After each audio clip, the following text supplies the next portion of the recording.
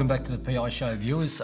It's that time of the show where we've got the Viv's mailbag. Lovely Viv, how are you? Hello, hi guys, how's it going? Good. Boy, that was a great show earlier on. I was backstage listening to Gary Nicholson. Very insightful. Very clear, isn't It he? is. It's interesting to hear that the underbelly people, well, we shouldn't say underbelly, the underworld families actually have entitlements. I don't know how the greater community would feel about knowing that. It's a mixed bag, that one, because a lot of people would be outraged, and I'm sure the Herald Sun might take that up as a story. Well, it certainly piqued my interest anyway.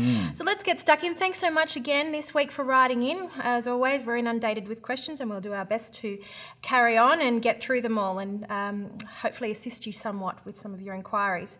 Our first email comes from Lucy. She says, "Hi, I work as a carer and a few months ago I was cleaning an elderly lady's house. She asked me to vacuum under her bed, and that actually meant lifting the bed, but I had been told by my manager not to lift any heavy objects whilst in the company of my employment. The woman became aggravated and threatened to tell my boss that I hadn't been doing a very good job. So I feared that I would get fired, and I lifted the bed, and then I actually seriously injured my back. And she hasn't been able to work since. She writes she would like to apply for work cover payments, but she's worried that she won't get them because she actually didn't follow the advice of her boss. Can you please give me some advice, please? Tony, she asks. Lucy, you're not the first and last person that fails to follow instructions, but that does not preclude you from getting weekly payments of compensation and also medical and like expenses. So my advice to you would be lodge a claim with the employer. Don't put in there it was your fault because that raises other issues. Just put in there exactly what happened. Negligence, would that be? Yeah, it could be contribute, it could even preclude you, but that's looking at something else. That's You're talking about no fault benefits. yeah, but at the moment this is a no fault benefit. So yeah, no, look, lodge a claim. There's no doubt about it. You're entitled. You've got a back injury. It happened at work, and the issue of fault's irrelevant. But you'd have to a lawyer would have to turn their mind to fault, and again, the devil's in the detail about safety at work and what the employer said, what the lady said, what she said. It depends on the very particular facts of that case. I wouldn't exclude some common law, and there'd be some contributory negligence. I wouldn't exclude common law. No, I'm not saying you exclude it, but I guess lifting the bed would expose you to the risk of harm. So Depends if she's taught how to lift. Well, that was going to be my next question. I mean, should her employer have taken her through the appropriate way to actually one of the questions you'd ask her, and it's something that you've got to look at weights, you've got to look at instructions, you've got to look at supervision, you've got to look at risk assessments. There's so many factors.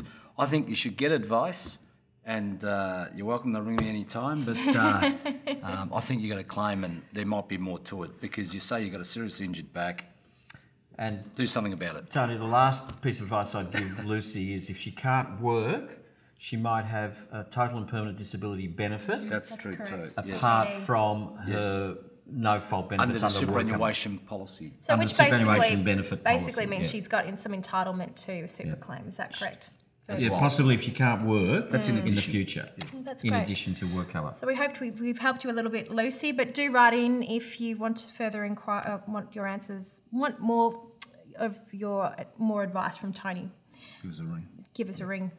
Dear Harry and Tony, the next question comes from Brian in Carrum Downs. My friend was involved in a pub brawl where he hit his head really hard on the floor. Since then, he has been having constant headaches and he has an anxiety disorder around attending social functions. We don't have the details of the person who actually attacked him, but can he get compensation from anyone else, namely the pub? Sort of leads into what we've been discussing last week. Well, the first step, I think, would be to see someone like Gary Nicholson, who is an expert on victims of crime. And I think Gary's advice is you can lodge a claim. There's been a crime in the sense of there's been an assault. Yep.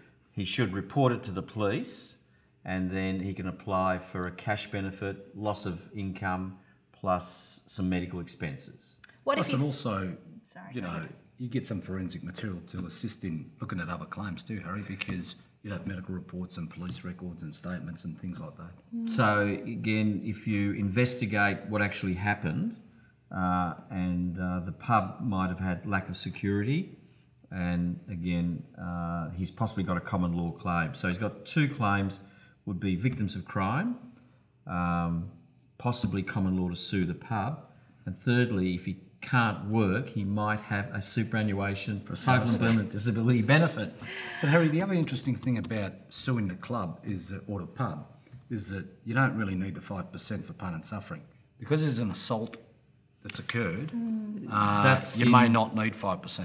You don't need 5% against a person who committed the offence. I don't know if the law settled on that point. It's very unclear. It's unsettled. It's very unsettled. For example, say he wanted to sue that person, is there any way that he could actually find out who that person was? That the police might have investigated. Maybe security cameras and. Yeah. No. So, but the person who started the brawl or assaulted him, he might not have any insurance. So, although there's a possible claim against the person and you can identify them, that person may have no insurance, and therefore any compensation is academic because you'll never receive it, in effect. Well, Harry, I think Brian should get some legal advice. Guaranteed. But just very quickly, when you refer to insurance, you're talking about public liability insurance? Public liability. The pub almost certainly will have public liability insurance, but the person who started the fight and is the wrongdoer may not have any insurance. So you might be able to chase them for their house or some sort of... you could, but it's a difficult path It's very to follow. tough. It's very tough. It's a difficult path to follow. Well, let's move on to our third and final question. This is from Sam in Hoppers Crossing. He writes, my father got injured in a work accident and has had to have his leg amputated. It's very tragic. He's currently receiving weekly payments for medical expenses and wages from work cover, but we recently heard that he can get payment for pain and suffering if his employer was negligent. Is this true? And if so, how much compensation can he get for having an amputated leg? Harry? Well, firstly, there's two parts. One is there's a no-fault benefit under Section 98C of the Accident Compensation Act. So you put in an application and there's what's called a table of maims. So a table of maims is a no-fault benefit. The loss of a leg, I think, would be 150 perhaps. Maybe even more. So there's a quantifiable amount that is for a no-fault benefit. And then if there's fault, you can then sue the employer. And those benefits have recently gone up to about 500,000, which I don't think you would get, but get pretty close. For pain and suffering. Yes. So if there's fault, lost a leg, depends on his age and other circumstances, but there's a significant loss of, there's a significant pain and suffering component. Right, I think we're going to have to wrap it up. We're being told to wrap it up. Again, we fly through these shows. Thanks so much for watching. Again, keep writing in. Next week, we've got a forensic accountant in Gary Allen's coming on the show to talk to us about Piawi.